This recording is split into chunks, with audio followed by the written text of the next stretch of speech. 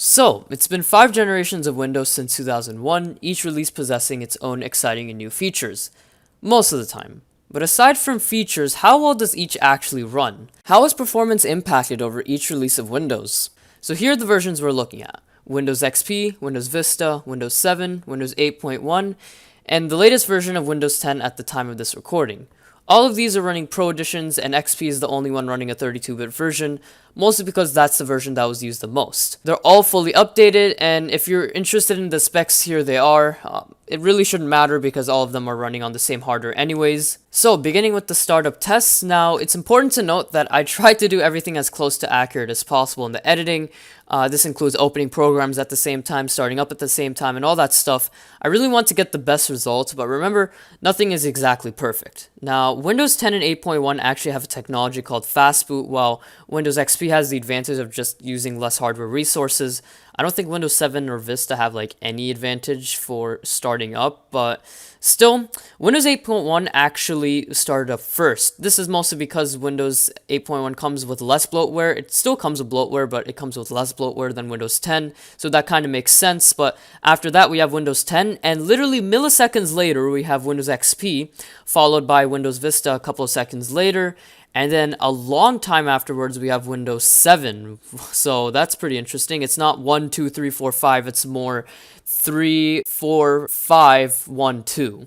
Now, before testing programs, I really want to check the storage. So as you can see, Windows XP actually takes up the least amount of storage, while Windows Vista and 7 actually take up the most amount of storage. This could be because of the abundance of security updates, but I applied these updates to Windows 8.1 and 10 as well, which I don't really understand. So starting off with built-in programs, I really want to see the speed of File Explorer, and as you can see, they were all pretty fast, but Windows 8.1 was the first to load, and results are pretty varied here. Moving on to Notepad, this is probably like the least intensive application in Windows, but as you can see, XP was the first to load, probably due to the lack of animation.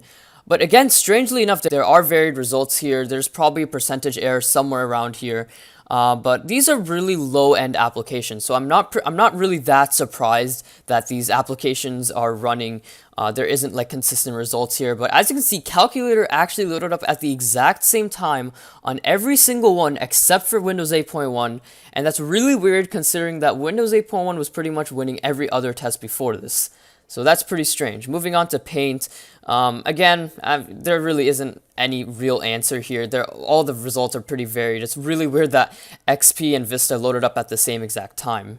But we probably use Windows for more than built-in programs, and that's media consumption. So opening a photo using their default photo viewer, so as you can see, was pretty much straight down the line. I forgot to run this test on Windows 8.1 because of course I did, but we can basically assume that it would have been second last.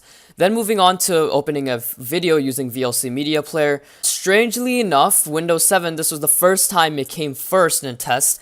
Then it was Windows 10, then XP, then 8.1, and then Vista. So strangely enough, these results are also varied. And also, I decided to use a variety of applications. Some of them are using same versions, some of them are using different versions. So I decided to use Windows Media Player to open this video file. And Windows XP and Vista doesn't even support the proper codecs for MP4 files. But as you can see, results are pretty similar. Moving on to web browsers, I really want to check the installation speed of Firefox 52.9 ESR in every single one of these. Of course, this is mostly dependent on my hands and reaction time, but I tried to do it as accurately as possible, as I said before.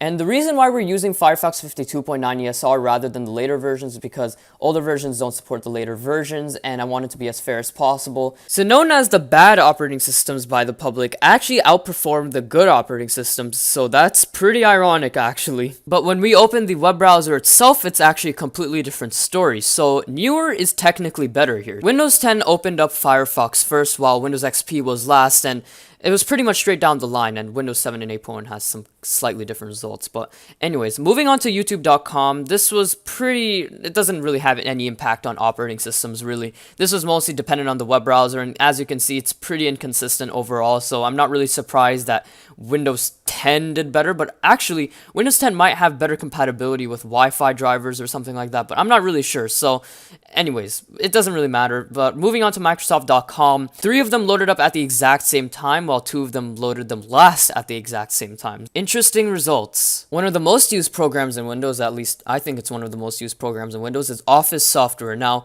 I used Office 2010 because that's like literally the only version that supports all of these, and as you can see, there was an activation message, so I really wanted to base it off the activation message because that's when really it loads up completely. But as you can see, Vista loaded up first, and Windows 10 was actually very, very slow.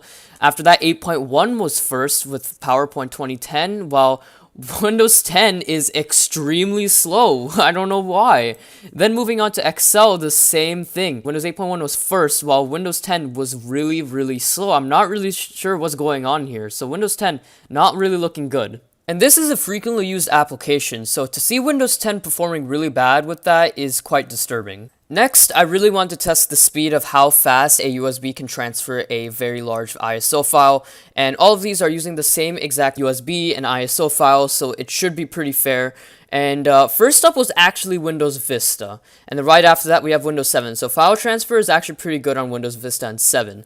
Then it was actually Windows 8.1, and believe it or not, Windows 10 actually outperformed Windows XP, and I don't know why, but Windows XP did really bad on that test. A critical application we use every single day on Windows is an anti-malware application, so running a scan of Malwarebytes on all of these, 2 of them are using older versions while 3 of them are using the latest version. I had to do a lot of speeding up because some of these were taking an extremely long time, but as you can see, Windows 10 was the first to finish the test, followed by Windows Vista, then Windows 8.1, so these results are pretty inconsistent, but strangely enough, Windows XP wasn't really good in this test. It actually performed the worst. Windows 7 did come 4th. As sad as it is, I'm starting to see a negative pattern with Windows XP. Now, before running benchmarks on all of these, I really want to see how much of a difference user account control made on opening applications. So running Geekbench 2, unsurprisingly, Windows XP did load the application first just because it did not have user account control. Other operating systems have varied results. And here's the moment you've been waiting for, running a Geekbench 2 benchmark on all of these. And,